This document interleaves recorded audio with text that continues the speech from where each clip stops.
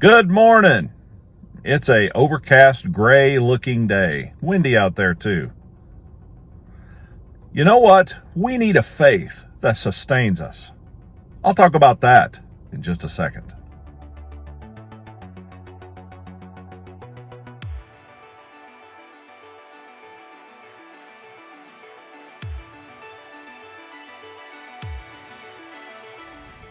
There are so many belief systems in the world.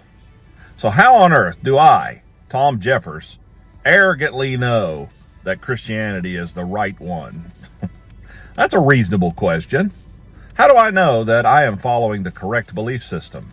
Why not be pagan? Or why not be Muslim? Or why not be any other faith that you might consider, Buddhist? Or why not follow the teaching of Confucius? Or all of those things. Why Jesus? That's a fair question. And that's a complex answer that would take longer than a 3 to 5 minute video. But how about this one for your consideration? So many other belief systems rely on gods or goddesses that just don't measure up. As an example, there are statues all over the place of Hercules, a drunken Hercules, urinating in public. Hercules was a god, supposedly, but he seems to have some of the same problems that I've seen on street corners in big cities or in country taverns at bars as you go by. He doesn't really seem all that all-powerful. What about some of the other gods or goddesses? They had moral problems. Honestly, the reason I don't really have a lot of respect for gods and goddesses, other than God himself, Yahweh, and Jesus, is the fact that all they are just human beings with the same faults and problems that happen to have superpowers. It's like the X-Men or something. They have all of these powers, and they don't handle them very well. They're corrupt. They're lecherous. They do the same stuff that we do. Pretty telling when you think of it like that. Now, I love mythology. I love literature. I love Norse mythology. Thor is my favorite Marvel superhero. And I like the stuff that has been written, and I enjoy those tales and all of that, and you can glean some wisdom from some of them. That's not what I'm saying at all. But what I'm saying is, how did I make the decision to follow Christ and not, say, some other god? Because of the example that Christ set. I have a relationship with him, and some people who don't believe look at you like you've lost your mind when you say that. But I know him, and I know what his character is, and I know how he behaves, and I want him to be larger than me.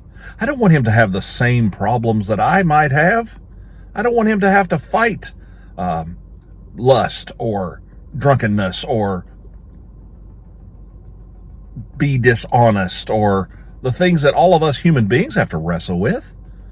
My God needs to be perfect in order for me to give him my heart and my trust. And that's what Jesus offers. Now, please understand, I am not showing disrespect to anybody in their belief system. I believe strongly that this country is based on freedom. I also believe the Bible is based on freedom. You get to choose. So I mean no disrespect whatsoever. I have pagan friends. I have friends that are atheists.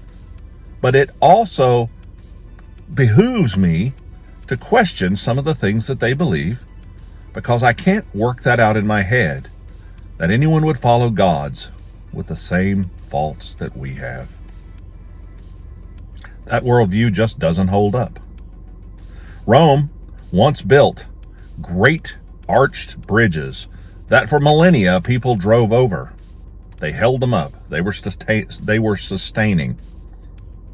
If you tried to drive over those bridges today with modern vehicles, those bridges would collapse under the weight. That came from Francis Schaeffer's book. How then should we live? How should we live then? Having a hard time with my words today. The point is, eventually, something that is not of God breaks down. It is tested and tried, and it will be found wanting. The only thing that is truly lasting and that deals with our sin and deals with the problem of humanity, that truly touches every corner of it, is the salvation plan of Christ. There is no other. And people get really upset when you say that. And it's not meant to be mean, and it's not even my opinion. It's just the facts that I see. When I've examined all things and looked at all faiths all over the place, everywhere, and every time I encounter a new faith, I try to examine it, it's just a conclusion that I've come to, that the problem of sin is dealt best with by Christ himself and his sacrifice. Been a little scatterbrained today, but I've been really thinking deep about this topic.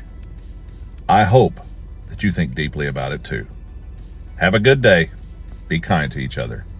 See you next time.